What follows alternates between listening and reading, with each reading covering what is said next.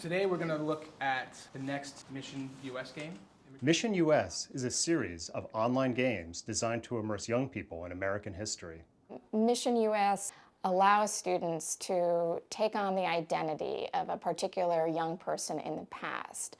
And through this character, they're meeting people and making decisions that are changing the character's relationships, job prospects, and ultimate outcome. They witness key events and sometimes participate in them. And the decisions that they make along the way impact their own story. And we think this character-driven approach really resonates with young people. You have no time to waste. Sure. You're hungry. You got no money. Since 2010, we've grown steadily. To date, almost 40,000 teachers use Mission US year in and year out, and over 800,000 students have played our games. We are grateful to have received a Fast Track Small Business Innovation Research Award from the Institute of Education Sciences. This will let us expand the Mission US series and offer our content on a tablet platform. In the newest mission, students play Lena Brodsky, a Russian Jewish immigrant who comes to New York City in 1907 and is swept up in the growing labor movement. It's really interesting that they give Lena an accent, because here, like, when you talk to people and they see that you have an accent, they know that you're an immigrant, you're not born here. So they start treating you different. So I think that Lena accent is a really good symbol for an immigrant. You know, with students that are diverse learners and they have diverse backgrounds, you need to be a little bit unorthodox and find different resources and different avenues for the students to really get into the material. When I found Mission US, it just changed my approach, and it changed a lot of the students' interest level and ability to participate and get into the material.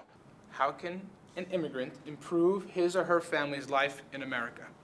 Something I want you guys to think about as we play through the game as Lena Brodsky. I don't know, like, it seems like sing is not a good skill, Yeah. you know. I don't think she could sing because like the language. She didn't know how to speak English very well. So I would choose I was good at numbers. So which one do you want to choose? I think like I can see it. It's good because you know, we're close to, from what I know from history, we're close to the industrialization era. Okay, so you choose that. I choose that one, right? I see Mission US as a jumping off point for all students. Some of them are very visual learners. Some can't read very well in English or even their native language. And by playing the games from the beginning to the end, everyone is able to get something out of the game. They're able to bring something to our conversations. They're able to bring something to our class that probably from a textbook they would miss. Most of us are here because we're looking for a better life, not because we were forced off our land. But as she was in the game, she was forced off by the Tsar from Russia.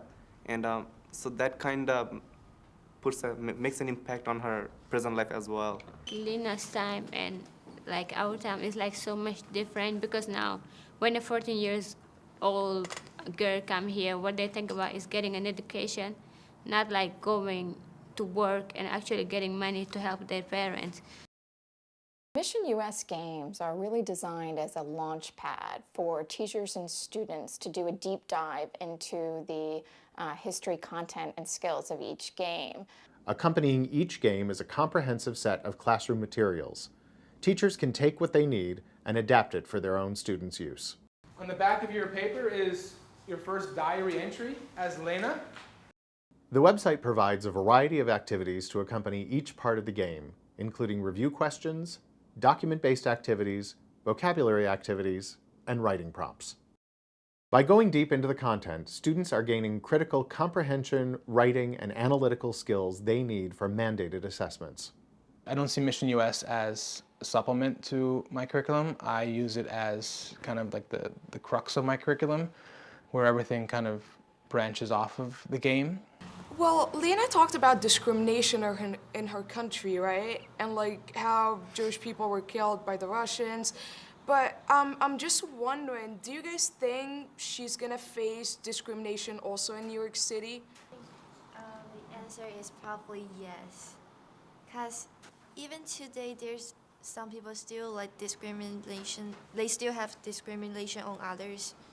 I see the game as a way just to provide exactly what a textbook would provide, but in a more interesting and I feel, a more well-rounded way that is more tangible and easier for the students to fall in love with, to enjoy, and then also work with and deepen their understanding and knowledge of history.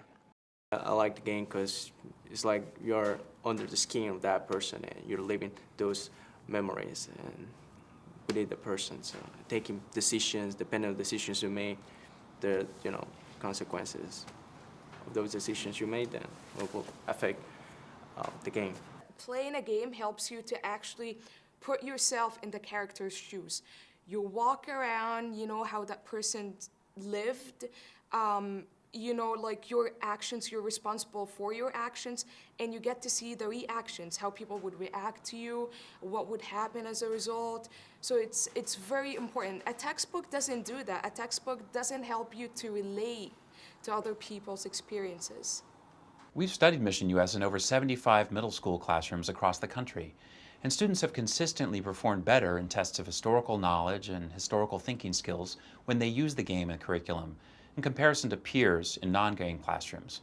We see an improvement difference of 10 to 15%, which is pretty impressive for this kind of work. Mission US was originally developed in Flash, which is great for online streaming, but unfortunately means it can't be played on tablets.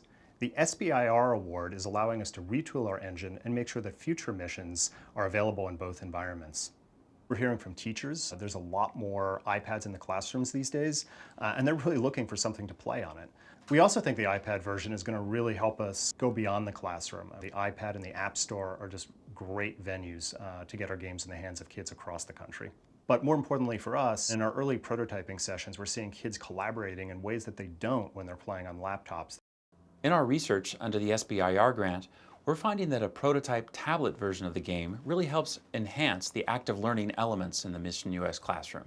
Because of the tablet's size and portability, we see students treating the game as one more tool for classroom learning, alongside their notebooks and their paper and their pencils. Students using the tablet often turn to share and compare where they are in the game with a peer, and that kind of collaboration and sharing is something we really didn't see so much in the other classrooms. So something I witnessed today when I had two students on two different iPads but sitting with each other, I noticed that they actually would stop playing theirs and talk with their partner to help them with their choices and the direction that they were going in. And then they would turn to the other one and go back to his or her choices in their iPad to see what direction they were going in. You catch the scent of fresh bread baking, your stomach starts to grow. Get something to eat. That's important. Where that smell come from? Well, that's the bridge, so, so the smell from here. So then I point to a roll then. No, okay. It was good. We don't want to waste a lot of money. So even though they were going in different places and doing different things on their iPads, they still were working with each other and negotiating with each other and bouncing ideas off of each other, which for a teacher, you can't hope for better than that. Another key area that the award is going to support is the expansion of Mission US into other major topics in US history. The SBIR award is helping us develop the next mission in our series, which will cover the crisis of the Great Depression and life during the 1930s. It'll all come together when we use our new technology and our new content to simultaneously launch Mission 5 online and on the tablet. By bringing Mission US content to multiple platforms, we'll both expand our reach and give students opportunities to engage more deeply with American history. I would recommend Mission US to any teacher. I think every student needs to have access to Mission US. It's a great introduction and allows them to really go deep into some very key moments of our nation's history.